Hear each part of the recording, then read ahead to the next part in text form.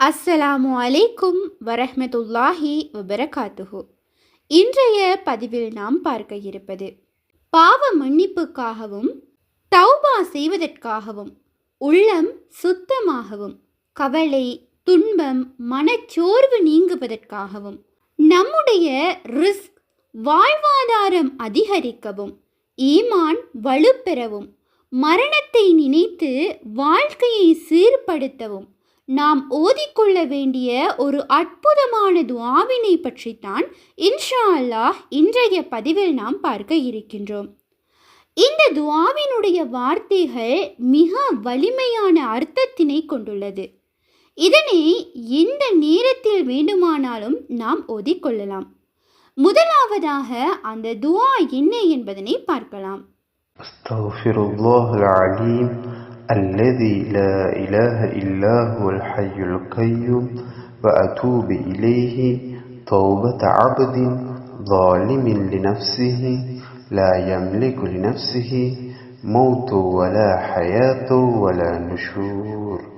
இதனுடைய பொருள் என்னவென்றால், அல்லாஹ்வை தவிர வணக்கத்துக்குரியவன் வேறு யாரும் இல்லை.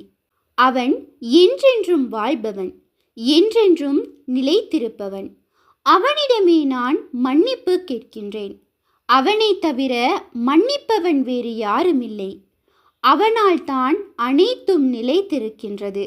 நான் பாவம் செய்து எனக்கே அநீதி இழைத்து விட்டதால் மனம் திரும்பி அவனிடமே மீள்கின்றேன். நான் எனக்கே தீங்கிழைத்தவன், எனக்கு நானே அநீதி இழைத்து கொண்டேன். என் உடலின் மீது எனக்கு முழு உரிமை இல்லை. என் ஆத்மா அல்லது உடல் அல்லாஹ்வின் கைவசம் உள்ளது. ஆனால் நான் என் உடலை தவறாக பயன்படுத்திவிட்டேன். மரணத்தின் மீதும் எனக்கு உரிமை இல்லை. மரண நேரம் வரும்போது நிச்சயமாக வரும். மற்றும் வாழ்வு எழுப்புதல் அனைத்தும் அல்லாஹ்வின் கையிலேயே உள்ளன. எனவே அல்லாஹ்வை எனக்கு இந்த விஷயங்களின் மீது எந்த அதிகாரமும் இல்லை என்பதால் நான் உன்னிடம் தௌபா செய்து மீள்கின்றேன். அல்ஹம்துலில்லாஹ். இதைவிட நமக்கு வேறு என்ன வேண்டும்? இந்த துஆவை பாவ மன்னிப்புக்காக ஓதலாம். அஸ்தக்ஃபிருல்லாஹ், என் பாவங்களை மன்னித்தருள்வாயாக என்று நாம் கேட்கின்றோம். சிறிய பெரிய அனைத்து பாவங்களை நினைத்தும் இதனை நாம் ஓதலாம். மேலும் தௌபாவுக்காக இந்த துஆவினை ஓதலாம். ஏனென்றால் வஅதூபு இலை, நான் உன்னிடம் திரும்புகின்றேன் எனும் வார்த்தை உள்ளது. அதாவது தவறு செய்த பிறகு மனம் உடைந்து அல்லாஹ்விடம் திரும்பும் போது உண்மையான தஅவாவுடன் இந்த துஆவை நாம் ஓதலாம். அடுத்து, பாவங்களால் நம்முடைய உள்ளம் கனமாகும். ஆனால் இஸ்திக்ஃபார் செய்யும் போது உள்ளம் இலேசாகின்றது.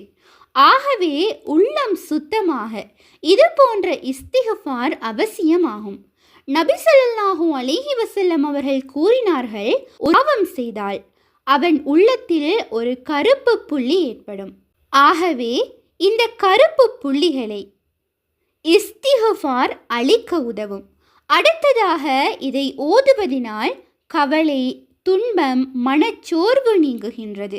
நபி ஸல்லல்லாஹு அலைஹி வஸல்லம் அவர்கள் கூறினார்கள், யார் அதிகமாக இஸ்திக்ஃபார் செய்கின்றாரோ அல்லாஹ் அவருக்கு அனைத்து கவலைகளுக்குமான வழி, எல்லா துன்பத்திலிருந்தும் வெளியேறும் பாதை, எதிர்பாராத இடத்திலிருந்து ரிஸ்கை வழங்குவான்.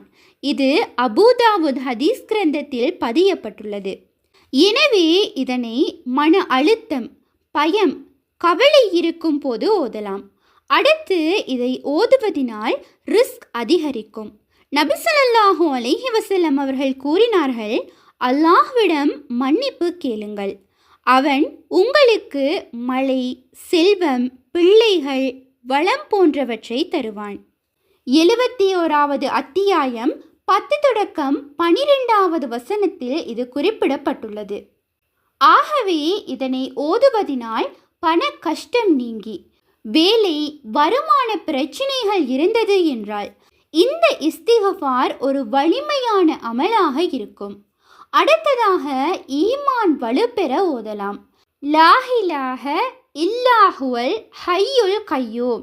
இது அல்லாஹ்வின் தௌஹீத் மற்றும் அழகிய நாமங்களினை நினைவூட்டும் துவா. இது இந்த இஸ்திக்ஃபாரில் உள்ளது. இது ஈமான் வளமாக அல்லாஹ்வின் மீது நம்பிக்கை அதிகரிக்க உதவியாக அமையும். எனவே இன்ஷா அல்லாஹ் ஃபஜர் தொழுகைக்கு பிறகு, தஹஜ்ஜத் தொழுகைக்கு பிறகு, மேலும் எந்த நேரத்தில் வேண்டுமானாலும் இந்த இஸ்திக்ஃபாரை ஓதலாம். மேலும் ஷஹ்பான் மாதத்தில் ஓதுவது சிறப்பான விடயமாகும். இந்த ஷஹ்பான் மாதத்தில் ஓதுவது எம்மை ரமலானுக்கு தயார்படுத்தும். இன்ஷா அல்லாஹ் இதனை தினமும் 7 முறை ஓதிக்கொள்ளுங்கள்.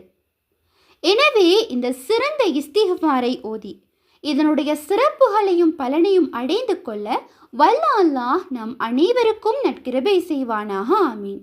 இன்ஷா அல்லாஹ் இந்த பதிவானது உங்களுக்கு பயனுள்ளதாக இருப்பின் அல்ஹம்துலில்லாஹ் என்று கமெண்ட் செய்யுங்கள். மேலும் உங்களுடைய மேலான துஆக்களில் என்னையும் சேர்த்து கொள்ளுங்கள். இன்ஷா அல்லாஹ் மற்றும் ஒரு பதிவில் சந்திப்போம்.